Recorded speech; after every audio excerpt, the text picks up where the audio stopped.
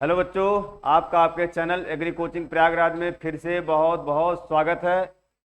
MCQ की जो अपनी सीरीज चल रही है, नेक्स्ट सीरीज हम लोग शुरू करते हैं। शायद एग्रोनॉमी प्लस सॉइल साइंस की 4 सीरीज हो गई होगी ना। तो 5वीं सीरीज जो चल रही है अपनी एग्रोनॉमी प्लस सॉइल साइंस की, वैसे ओवरऑल तो 7वीं है, लेकिन एग्रोनॉमी प्लस सॉइल साइंस की अपनी 5वीं जो है एमसीक्यू की सीरीज है। तो आप लोग जो भी ना पता हो उसको नोट जरूर करते जाइएगा, क्योंकि वही आपके लिए काम देगा ना। ध्यान देना। ज़्यादा टाइम व्यतीत ना करते हुए हम लोग आगे बढ़ते हैं, देखते हैं कि क्या चीज़ है।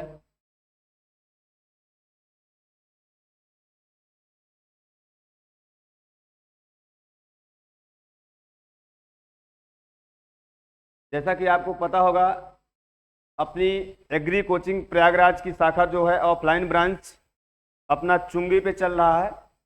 और अभी एजीटीए की ऑफलाइन बैच, तीसरी बैच स्टार्ट होने वाली है, जो 22 व 25 अगस्त से शुरू होगा। तो जिसको इनरोल करना हो, जिसको नए बैच से जुड़ना हो, वो आके बढ़िया अपना रजिस्ट्रेशन वगैरह कराए और बढ़िया से पढ़ाई करे। तो नया बैच जो हमारा शुरू होगा, एजीटीए का तीसरा बैच 22 और 25 अगस्त से शुरू होगा। जिसको भी इनरोल करना हो तो जल्दी से संपर्क करें। चलते हैं, हम लोग देर न करते हुए क्वेश्चन पे चलते हैं। पहला क्वेश्चन है, राइजोबियम में be increase yield up to. देखो, राइजोबियम एक बायो फर्टिलाइजर है, ठीक है। ठीक है, यह क्या होता है? बैक्टीरिया होता है। और यह बैक्टीरिया क्या होता है? As a bio fertiliser use होता है। किसमें? हमारी पल्स क्रॉप में। तो अगर पल्स क्रॉप में राइजोबियम है, ठीक है, तो कितना परसेंट तक यील्ड को बढ़ा सकता है, ये पूछ रहा है ना। तो पहला ऑप्शन इसमें क्या दिया है बच्चों?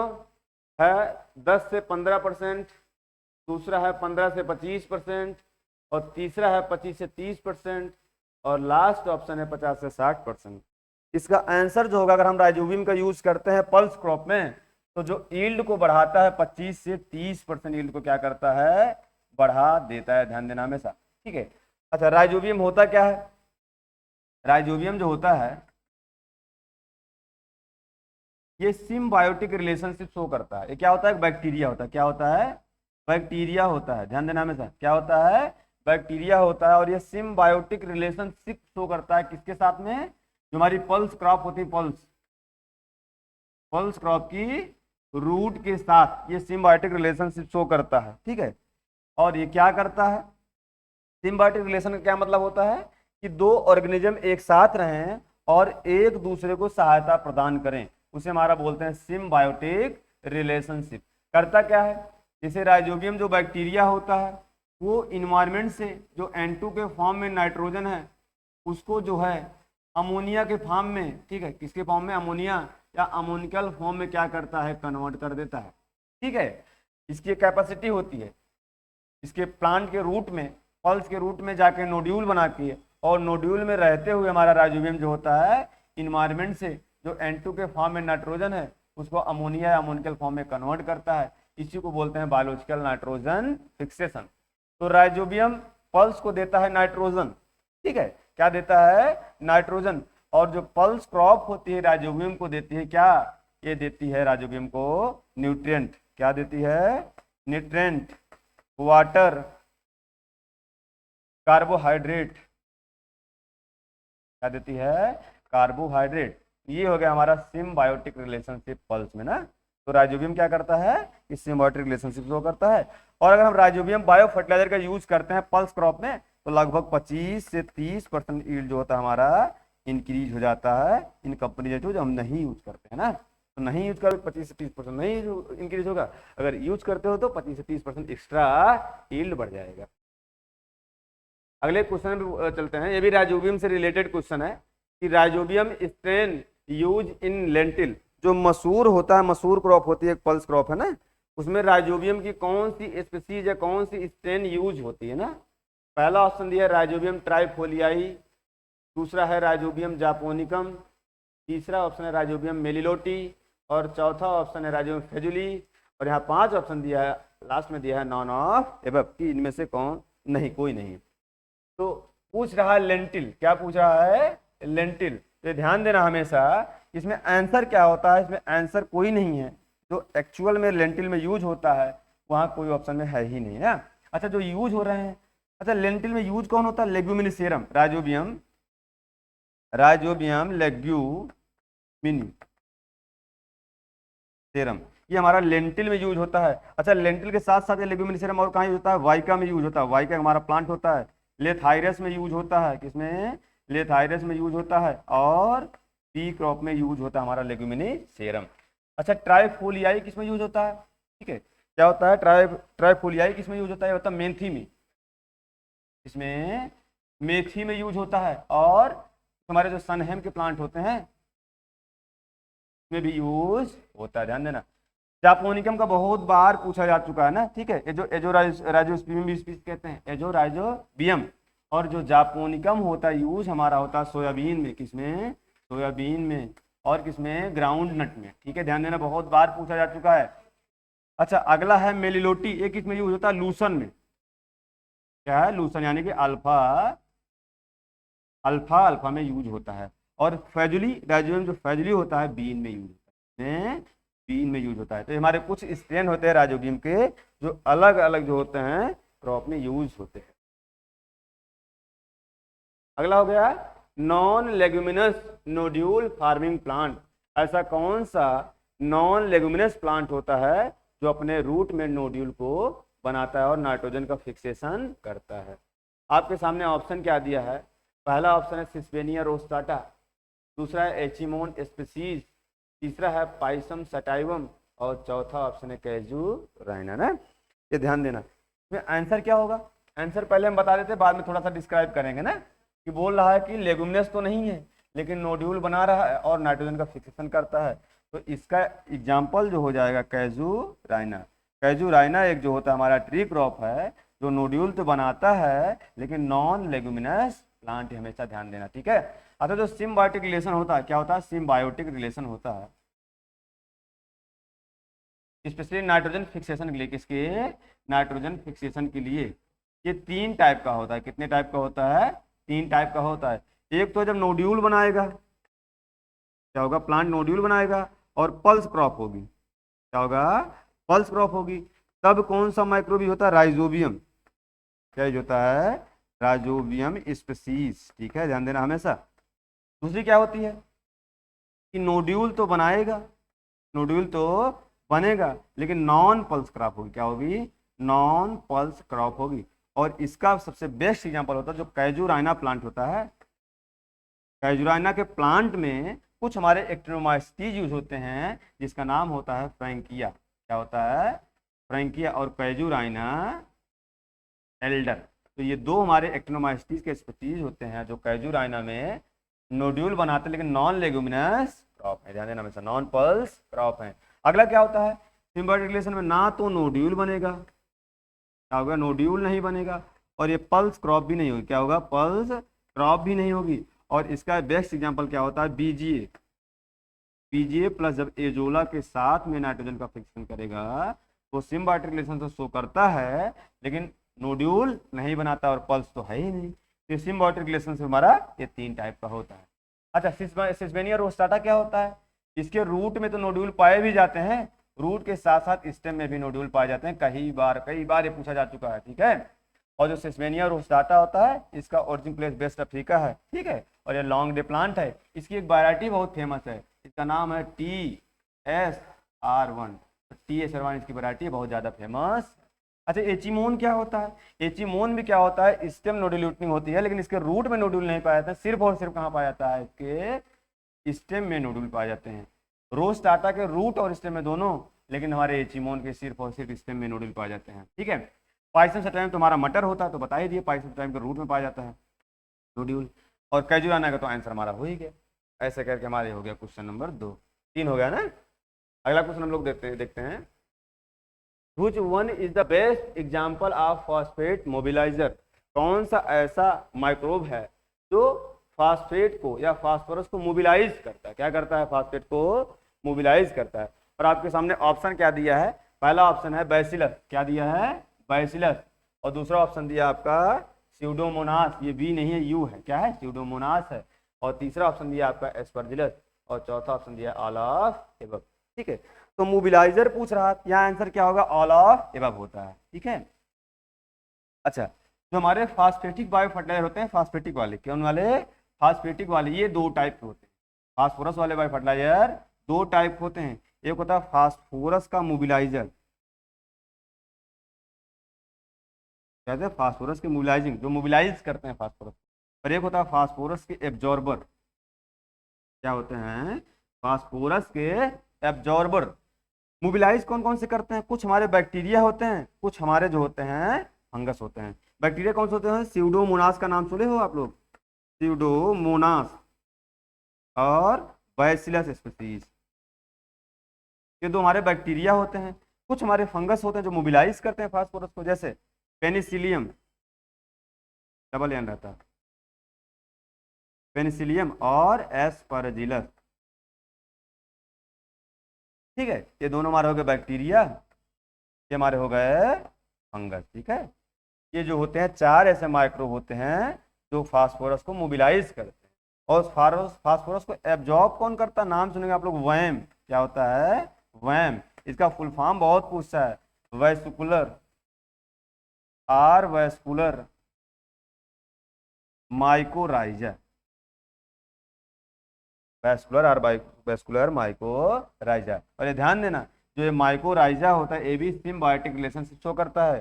कहाँ कहाँ शो करता है, फंगस, क्योंकि माइकोराइजा फंगस होता है ना, fungus plus root of higher plant के बीच में क्या करता है, सिम्बायोटिक रिलेशनशिप शो करता है, ध्यान देना। इसमें आंसर क्या हो जाएगा, all of this. Question number 5 है, which one humic substances having insoluble in both acidic as well as base, कौन सा ऐसा ह्यूमिक सब्सटेंस होता है जो एसिड के साथ साथ बेस में भी क्या होता है, इनसॉल्युबल होता है। ठीक है, ऑप्शन क्या दिया है आपके सामने, पहला फुल्विक, फुल्विक नहीं होता बच्चों, फुल्विक होता है, एफ है ना, फुल्विक एसिड है। दूसरा ऑप्शन दिया ह्यूमिक एसिड, तीसरा है ह्यूमिन, और चौथा ऑप्शन है नॉन ऑफ दी। तो ध्यान देना, पूछा क्या है, जो इनसॉल्युबल है, ये ध्यान देना, मैं क्वेश्चन देखा करो, और कहाँ बोथ, यानी कि एसिड में भी और बेस में भी। इसका आंसर जो हो जाएगा, क्या हो जाएगा, ह्यूमिन।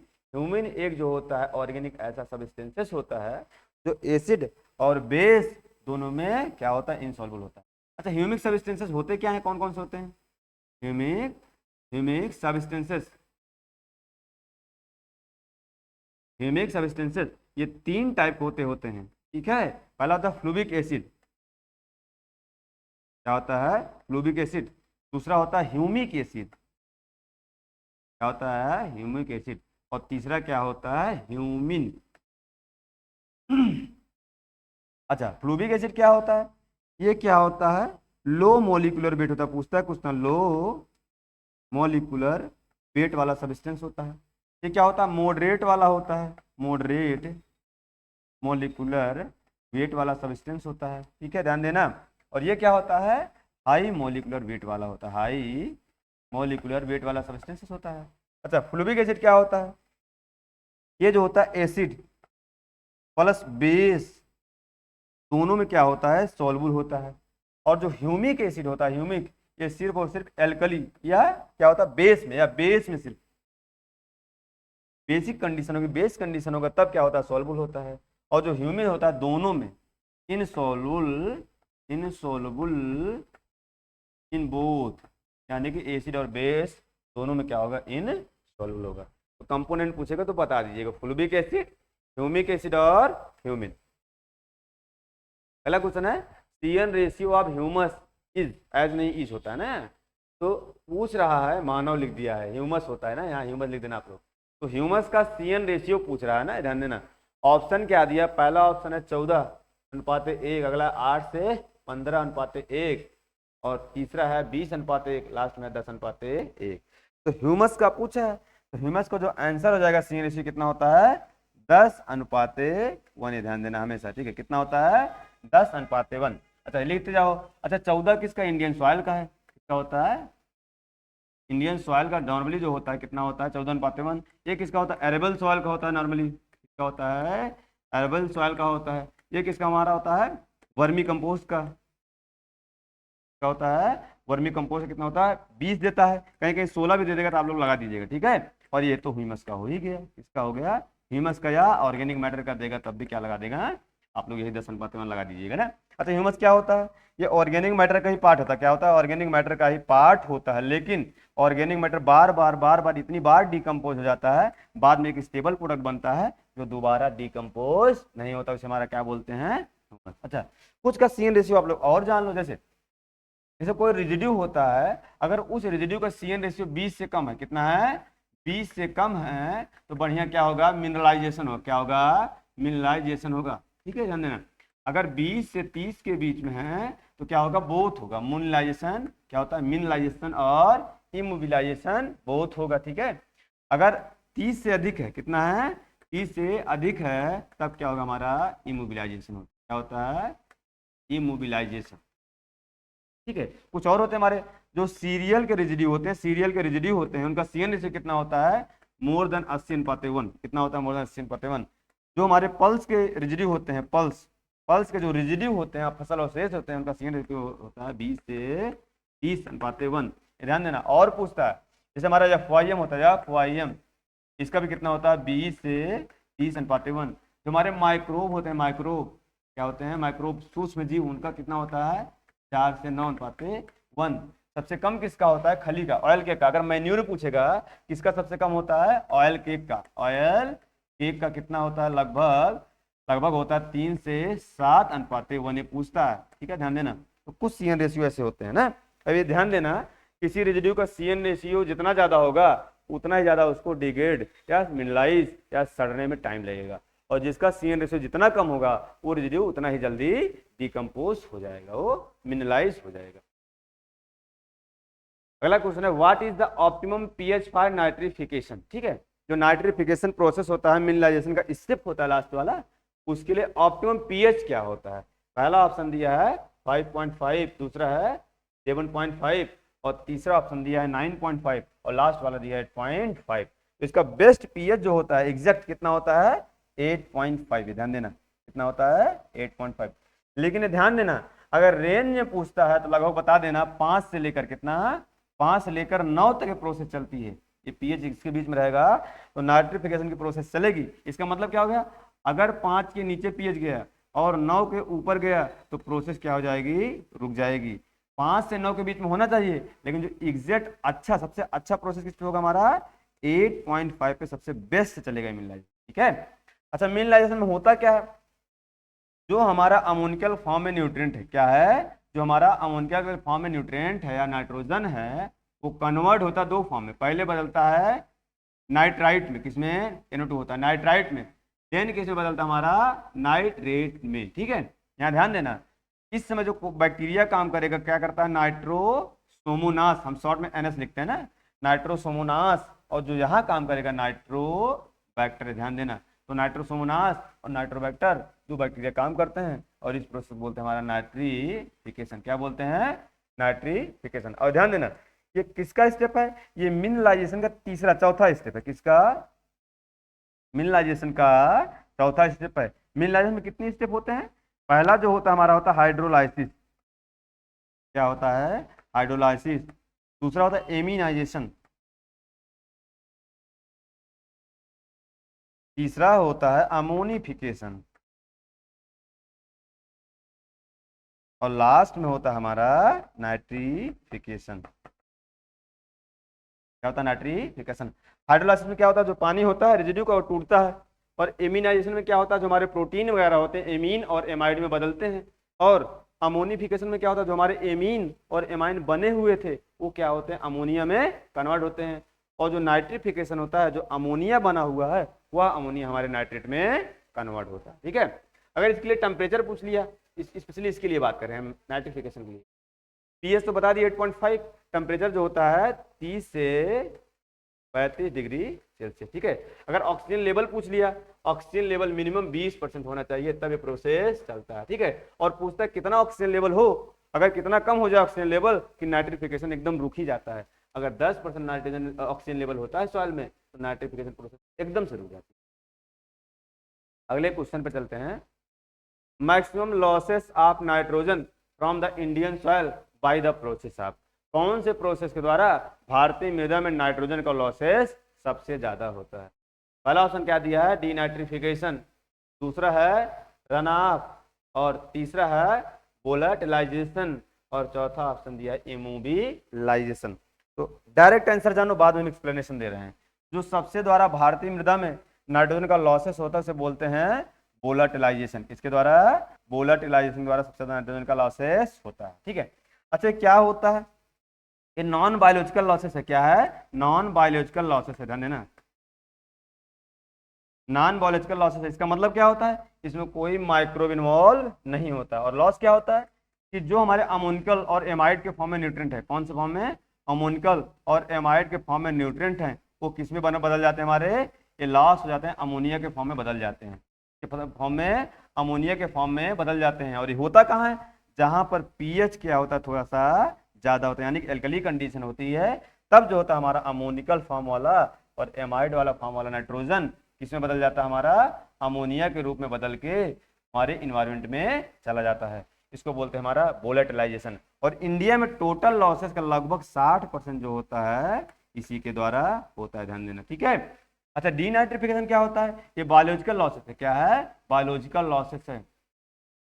बायोलॉजिकल का मतलब क्या होता है, इसमें माइक्रोब इन्वॉल्व होते हैं। और ये बायोलॉजिकल रिडक्शन होता है। क्या होता है, बायोलॉजिकल रिडक्शन होता है। इसमें क्या होता है, जो हमारे नाइट्रेट के फॉर्म में न्यूट्रिएंट है, किसके फॉर्म में, नाइट्रेट के फॉर्म में न्यूट्रिएंट हैं, वो नाइट्रोजन के ऑक्साइड के फॉर्म में, नाइट्रोजन के ऑक्साइड के फॉर्म में हमारे इन्वायरमेंट में चले जाते हैं। और इसमें जो बैक्टीरिया काम करता है,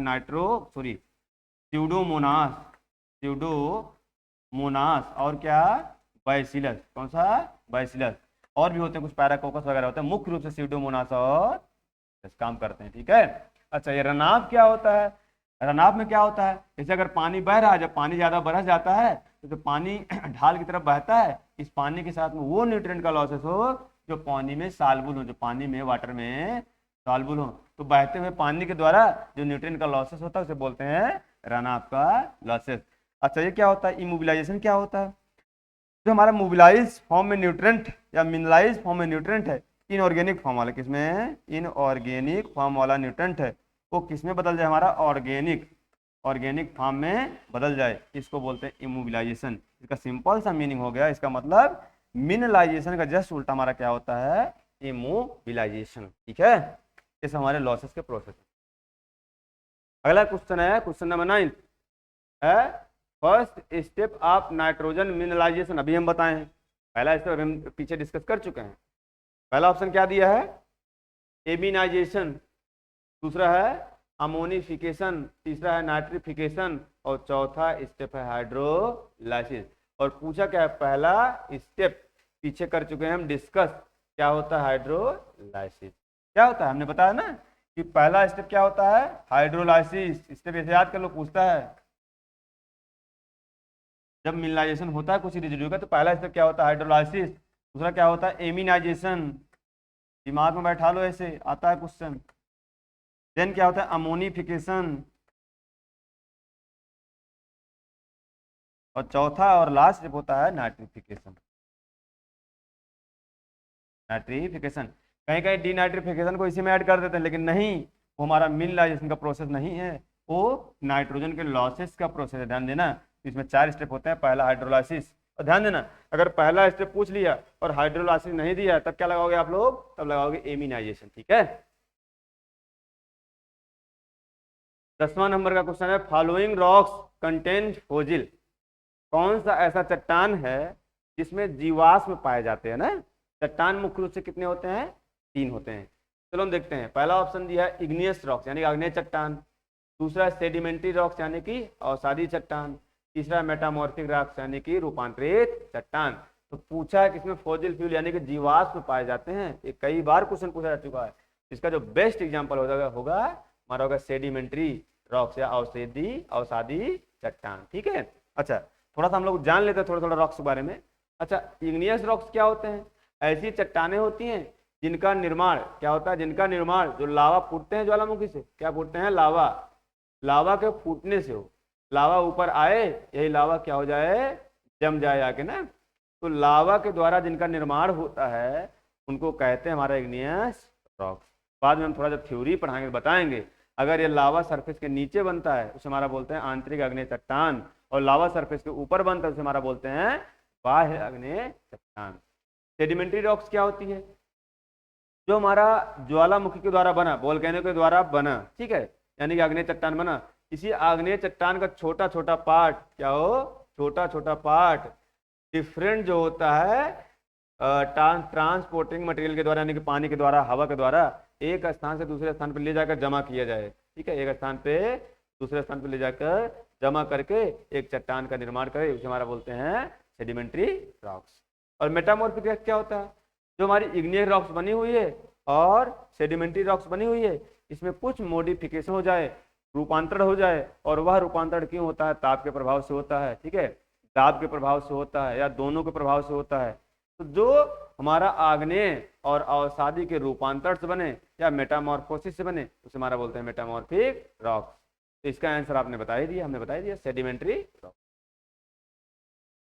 11 नंबर का है राइस इज ओरिजिनेटेड इन, पूछ रहा है कि राइस की उत्पत्ति कहाँ से हुई थी ना, जो धान पैडी होता, पैडी। पहला ऑप्शन दिया है साउथ वेस्ट एशिया, दूसरा है यूरोप, तीसरा ऑप्शन दिया है साउथ अमेरिका, और चौथा ऑप्शन दिया है इंडिया या बर्मा क्षेत्र।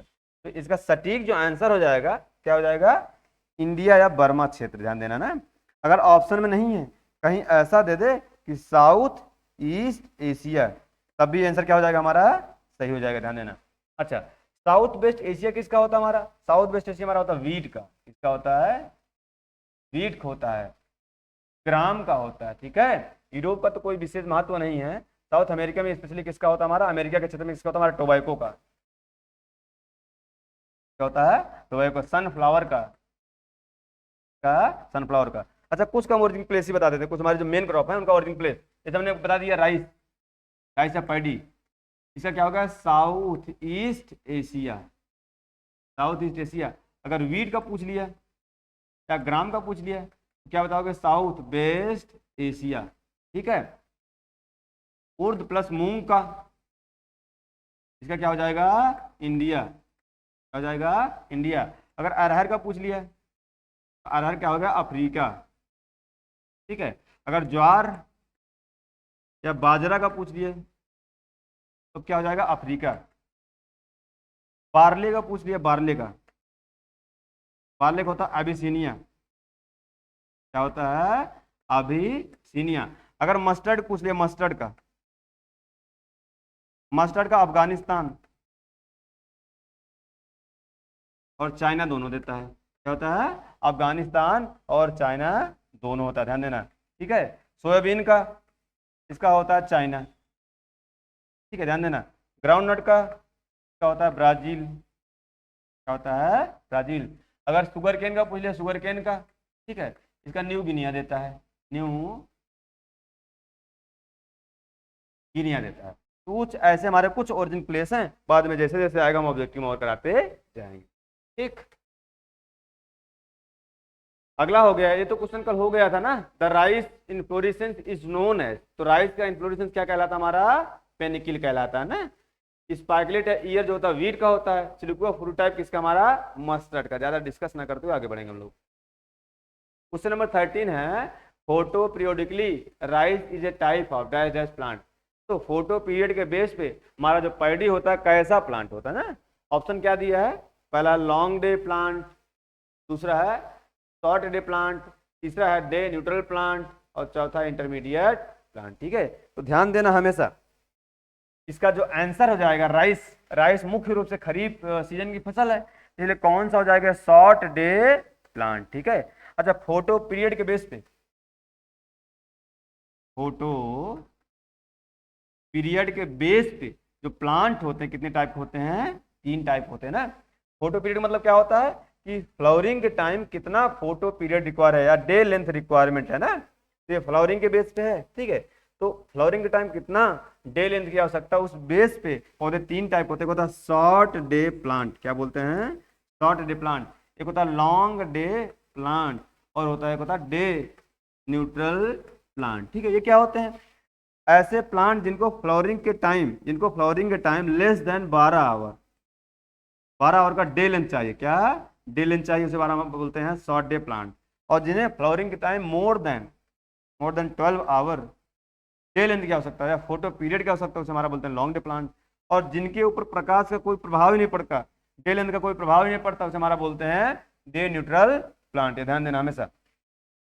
शॉर्ट डे प्लांट वाले क्या होता है, मोस्ट ऑफ जो खरीफ की फसलें होती हैं वो क्या होती है, हमारी शॉर्ट डे प्लांट होती हैं। और लॉन्ग डे में क्या होता है, जो मोस्ट ऑफ रबी की फसलें होती हैं, मोस्ट ऑफ रबी की फसलें लॉन्ग डे प्लांट होती हैं। और डे न्यूट्रल प्लांट में कौन से हमारे आते हैं, जैसे हमारा हो गया सनफ्लावर हो गया, टोमेटो हो गया, चिली हो गया, ठीक है, ओकरा हो गया, ब्रिंजल हो गया, सब क्या होते हैं, हमारे डे न्यूट्रल प्लांट होते हैं।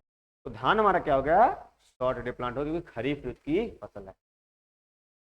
14 नंबर का क्वेश्चन है, dapog method of raising nursery of rice has been introduce in India from. Nursery का जो एक मेथड है डेपोग मेथड पैडी में, वो इंडिया में कहाँ से इंट्रोड्यूस हुआ था, मतलब कहाँ से आया था। तो ऑप्शन क्या दिया है, पहला इंडोनेशिया, दूसरा ताइवान, तीसरा इजराइल और चौथा फिलीपींस। तो जो डेपोग मेथड होता नर्सरी तैयार करने का पैडी में, वो कहाँ से आया था, फिलीपींस से आया था। कहाँ से आया था, फिलीपींस से आया था, ध्यान देना। अच्छा डेपोग समझ लो।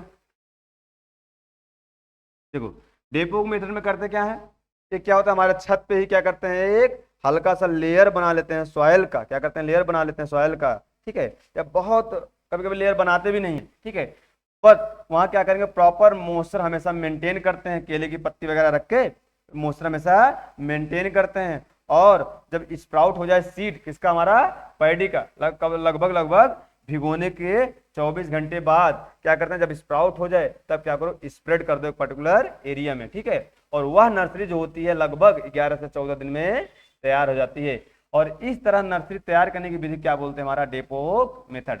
और ये जो आया था कहाँ से आया था, फिलीपीन से आया था। कहाँ से आया था, फिलीपीन से आया था। और इंडिया में सबसे पहले अडॉप्ट कहाँ किया गया था, आंध्र प्रदेश में। कहाँ, आंध्र प्रदेश में सबसे पहले अडॉप्ट किया गया था, ध्यान देना। अच्छा डेपोग मेथड अगर सीड रेट पूछेगा तो कितना लगता है, देखो नर्सरी के एरिया जो लगता है 25 से 30 मीटर स्क्वायर लगता है। कितना, 25 से 30 मीटर स्क्वायर, एक हेक्टेयर के लिए 25 से 30 मीटर स्क्वायर। और जो सीड रेट लगता है लगभग 2.5 से कितना, 2.5 से 3 kg पर मीटर स्क्वायर लगता है, ठीक है। अगर नर्सरी का एरिया 25 से 30 है तो हम 25 ही मान लेते हैं, ठीक है, या 30 मान लेते हैं, 30 मान के लगाते हैं। और लगभग एवरेज हम मान ले रहे हैं 2.5, तो लगभग कितना लगेगा, अगर हम एक हेक्टेयर के लिए पूछें कितना सीड रेट लगेगा, तो लगभग 60 से 75 kg पर हेक्टेयर की क्या होगा, हमारा सीड रेट लगेगा, ठीक है। और जो नर्सरी डेपोग मेथड से तैयार हो जाती है लगभग 11 से 14 दिन में क्या हो जाती है, तैयार हो जाती है, ध्यान देना। अच्छा राइस के कल्टीवेशन के सराई मेथड ये भी पूछता कभी कभी, सिस्टम ऑफ राइस इंटेंसिफिकेशन। और ये कहाँ से आया था, मेडागास्कर से आया था। कहाँ से, मेडागास्कर से आया था। और इंडिया में सबसे पहले अडॉप्ट कहाँ हुआ था, तमिलनाडु में अडॉप्ट हुआ था। इसमें सीड रेट जो लगता है 5 से 8 kg लगता है। कितना, 5 से 8 kg लगता है। और नर्सरी के एरिया कितना लगा, लगभग 100 से 200 मीटर स्क्वायर लगता है। और नर्सरी कितने दिन तैयार हो जाती है, लगभग कितने दिन में, लगभग इसमें भी लगभग कितना होता है, 11 से 12 दिन में जो होता है नर्सरी तैयार हो जाती है, ठीक है। इसे बोलते हैं system of rice intensification. 15 number question है, सिल्वरी सूट और onion leaf symptom of rice tiller is caused by. तो जो सिल्वर सूट यानी कि जो हमारे धान का जो लीफ होता है सिल्वर के जैसा हो जाए, या इसे बोलते हैं ओनियन लीफ या ओनियन के जैसे हो जाए, ये सिम्टम जो होता है कौन से इंसेक्ट के अटैक से होता है। पहला ऑप्शन दिया है राइस हिस्पा, क्या होता है, राइस हिस्पा। और दूसरा ऑप्शन दिया है गालमिस। और तीसरा ऑप्शन दिया है लीफ रोलर। और चौथा ऑप्शन दिया है गंधी बग। इसका जो सटीक आंसर होगा, इसका जो सटीक आंसर होता है वो गालमिस। क्या होता है, गालमिस की वजह से क्या होता है, जब वो अटैक करता है तब जो होता है हमारा राइस का जो होता है वो लीफ जो होता है ओनियन के लीफ के जैसा हो जाता है या सिल्वर के जैसे हो जाता है ना, ध्यान देना हमेशा। अच्छा क्या होता है, इसका आंसर क्या हो जाएगा, गाल मिस, ठीक है। अच्छा इसका साइंटिफिक नेम कभी कभी पूछता है, क्या होता है, ओरियोसेला ओराइजी। क्या होता है, ओरियोसेला ओराइजी। इसके अटैक्स क्या होता है, ओनियन लीफ जैसा, ओनियन के जैसा लीफ हो जाता है, ध्यान देना हमेशा। अच्छा गंदी बग, गंदी बग एक इंपॉर्टेंट इंसेक्ट है, इसका नाम होता है लेप्टोकोरिसा, लेप्टोकोरिसा। बैरिकॉर्निस ना, क्या होता है, लेप्टोकोरिसा बैरिकॉर्निस। और ये कब अटैक करता है, फ्लावरिंग स्टेज पे अटैक करता है, और जो दाना हो जाता है, दाना क्या हो जाता है, दाना कैसा हो जाता है, चैफी हो जाता है, या जो हमारा पैडी का जो ग्रेन होता है वो चैफी हो जाता है, उसमें चावल नहीं बनते हैं। और राइस हिस्पा क्या होता है, क्या नाम होता है, डिप्लोडिस्का आर्मिजेरा ना, डिप्लो डिप्लोडिस्का आर्मी आर्मिजेरा, ठीक है। तो क्या होता है, राइस हिस्पा भी अटैक करता है इनिशियल स्टेज में, कब करता है, इनिशियल स्टेज में करता है ना, ठीक है। और अगला जो होता है कैना फ्लोरिस, कैना फ्लोरिस स्पीसीज से बोलते हैं, हमारे से बोलते हैं लीफ रोलर। और जब ये कैना फ्लोरोसिस स्पीसीज अटैक करता है, यानी कि लीफ रोलर अटैक करता है, तो इसमें क्या होती है, लीफ में हल्का सा रोलिंग हो जाती है, ठीक है, उसे बोलते हैं हमारा लीफ रोलर का अटैक। अच्छा, मुख्य इंसेक्ट पूछेगा राइस का, पैडी का क्या बताओगे आप लोग, होता है स्टेम बोरर। तो मेन स्टेम इंसेक्ट होता है स्टेम बोरर, ठीक है, इसका नाम होता है साइप्रोफागा इंसर्टुला, ठीक है। और यही सिम्टम प्रोड्यूस करता है डेड हार्ट और व्हाइट आई, ठीक है। अगला जो होता है golden rice is a rich source था, ठीक है। एक राइस जो है बनाया गया था, फोर्टिफाइड किया गया था या जेनेटिक इंजीनियरिंग से बनाया गया था, कौन, गोल्डन राइस। वो किस चीज का रिसोर्स होता है, क्या क्या उसमें ज्यादा पाया जाता है। पहला ऑप्शन दिया विटामिन ए, दूसरा दिया विटामिन बी, तीसरा एस्कॉर्बिक एसिड यानी विटामिन सी, और चौथा ऑप्शन दिया विटामिन के। तो जो गोल्डन राइस है वो क्या हुआ था, उसमें विटामिन ए की मात्रा ज्यादा होती है, क्या होती है, विटामिन ए की मात्रा ज्यादा होती है। अच्छा, गोल्डन राइस क्या होता है, थोड़ा और समझ लो। हमारा गोल्डन राइस होता है, गोल्डन राइस, गोल्डन राइस, ठीक है। ये कैसे बनाया था, जेनेटिक इंजीनियरिंग से बनाया गया था, क्या होता है, जेनेटिक इंजीनियरिंग से बनाया गया था। और जेनेटिक इंजीनियरिंग क्या यूज हुआ था, agrobacterium, agro bacterium mediated technique use हुई थी। और इसमें कितने जीन यूज हुए थे, लगभग 7 जीन जो थे यूज हुए थे, कितने, 7 जीन यूज हुए थे। और यह किस किस चीज को इंप्रूवमेंट करवाना था, इससे इसमें 4 जीन जो था हमारा क्या बढ़ाता था, विटामिन ए, क्या बढ़ाता है, विटामिन ए। और जो 3 जीन है, 3 जीन क्या बढ़ाते थे, आयरन, ठीक है। तो कहीं अगर ऑप्शन में दे दे कि गोल्डन राइस जो होता है किस किस चीज में प्रचुर मात्रा पाई जाती है इसमें, या किस किस चीज की अधिकता पाई जाती है, तो विटामिन ए, और विटामिन ए के साथ साथ आयरन की भी अधिकता पाई जाती है। क्वेश्चन नंबर 17 है, government of India started subsidy on fertiliser with effect from.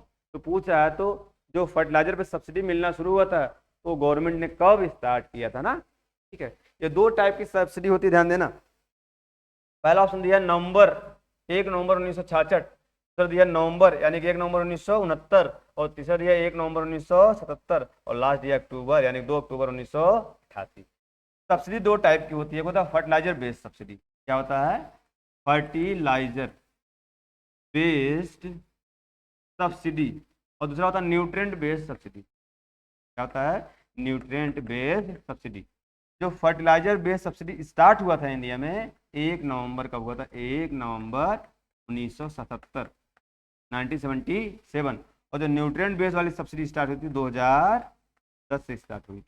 यहाँ फर्टिलाइजर बेस्ड वाली पूछा है तो नॉर्मली आंसर क्या हो जाएगा, नवंबर 1970 इसका आंसर हो जाएगा ना।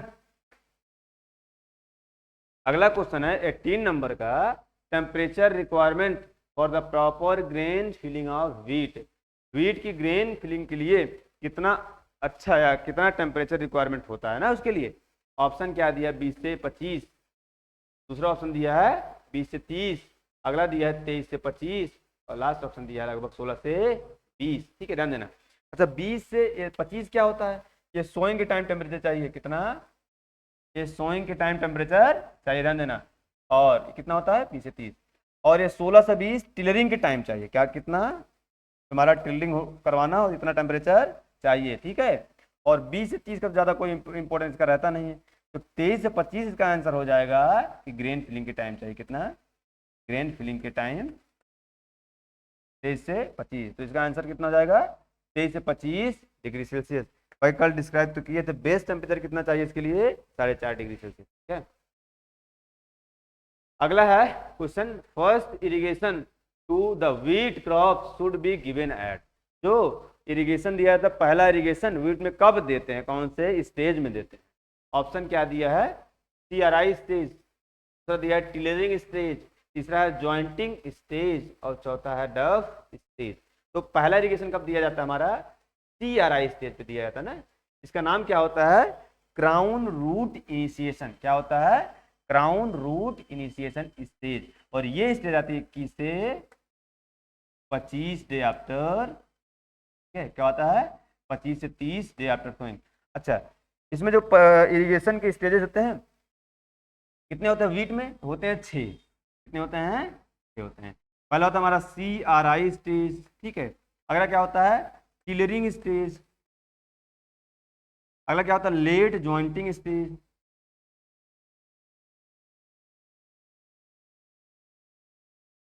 अगला क्या होता है, फ्लावरिंग स्टेज। नेक्स्ट क्या होता है हमारा, मिल्किंग, मिल्किंग। और अगला क्या होता है, डफ स्टेज। क्या होता है, डफ स्टेज। और हमेशा ध्यान देना, सभी जो आते हैं लगभग 20-20 दिन के अंतराल पे आते हैं। तो क्या हो जाएगा हमारा 21 से 25, ये क्या होगा 40 से 45। नेक्स्ट क्या हो जाएगा 60 से 65, ये क्या हो जाएगा हमारा, क्या होता है 60 से 65। और क्या होगा हमारा 65 से क्या होता है लगभग 20-20 दिन के अंदर कर दो, तो 20, 40, 60, ये हमारा आ जाएगा 80 पे, फिर हमारा आ जाएगा 100 पे, लगभग 100-120 दिन पे। ये ध्यान देने, क्वेश्चन और पूछता है कि पहला इरिगेशन है, एक इरिगेशन अवेलेबल हो तब कब देंगे, हमारा इरिगेशन CRI स्टेज पे देते हैं, ठीक है। अगर 2 इरिगेशन अवेलेबल हो तो कब देंगे हमारा, एक देंगे CRI पे और दूसरा देंगे फ्लावरिंग पे। अगर 3 इरिगेशन अवेलेबल है तो एक इरिगेशन देंगे CRI पे, अगला देते हैं लेट जॉइंटिंग पे और लास्ट वाला देंगे मिल्किंग पे। क्वेश्चन पूछता है फर्स्ट, सेकंड, थर्ड। अगर एक इरिगेशन हो तब कब देंगे, 2 इरिगेशन हो तब कब देंगे, और 3 इरिगेशन हो तब तब देंगे, क्या होगा हमारा, ठीक है। अच्छा, CRI स्टेज के बारे में बताया किसने था हमारा, किसने बताया था, इसको बताया था RBL भारद्वाज ने। किसने, RBL Bharadwaj. RBL Bharadwaj CRI stage के बारे में बताए थे। अच्छा, क्राउन रूट होता क्या है, इससे क्वेश्चन पूछा जा चुका है। जो क्राउन रूट होता है, क्राउन रूट ये हमारा सॉइल का सरफेस होता है, ये सॉइल सरफेस के नीचे होता है, लेकिन जो सीड होता है सीड के ऊपर होता है, ध्यान देना हमेशा। तो जो हमारा क्राउन रूट होता है, मुकुट जड़ होता है, वो सीड के ऊपर, लेकिन सॉइल सरफेस के नीचे। अगला और अंतिम क्वेश्चन है, which element is essential for the sugar translocation in sugar cane। जो शुगर केन होता है उसमें शुगर के ट्रांसलोकेशन के लिए कौन सा न्यूट्रिएंट जो होता है रिस्पॉन्सिबल होता है। ऑप्शन दिया है फास्फोरस, पोटेशियम, बोरॉन और मोलिब्डेनम। इसका जो सटीक आंसर हो जाएगा क्या हो जाएगा, पोटेशियम। अच्छा, जब मैं फंक्शन पढ़ाता हूँ यहाँ थ्योरी क्लास में, हमने बताया होगा, ये ध्यान देना हमेशा, नॉर्मली क्या होता है, जो पोटेशियम होता है वो शुगर के फॉर्मेशन में, इसमें फॉर्मेशन प्लस ट्रांसलोकेशन दोनों में पार्टिसिपेट करता है। लेकिन जो बोरॉन होता है सिर्फ और सिर्फ क्या करता है, शुगर का क्या करता है, ट्रांसलोकेशन। लेकिन ध्यान देना, स्पेशली अगर शुगर केन की बात करेगा उसमें शुगर का ट्रांसलोकेशन की सिर्फ बात करें तो क्या लगाओगे आप लोग, पोटेशियम। ध्यान देना, ठीक है। तो यहीं पर हमारा ये MCQ वाला ये वाला टॉपिक होता है खत्म। आज वाली MCQ की सीरीज जो चल रही थी आज होती है खत्म। तो आप लोग ऐसे ही सीरीज को देखते रहिए, लाइक करिए, सब्सक्राइब करिए, और लोग बोलिए सब्सक्राइब करें, शेयर करें, ठीक है, जिससे और लोगों का बेनिफिट हो सके, आपके साथ साथ आपके मित्रों का भी बेनिफिट हो सके। तो आनंद लीजिए, पढ़ाई करिए, स्वस्थ रहिए, मस्त रहिए। धन्यवाद बच्चों।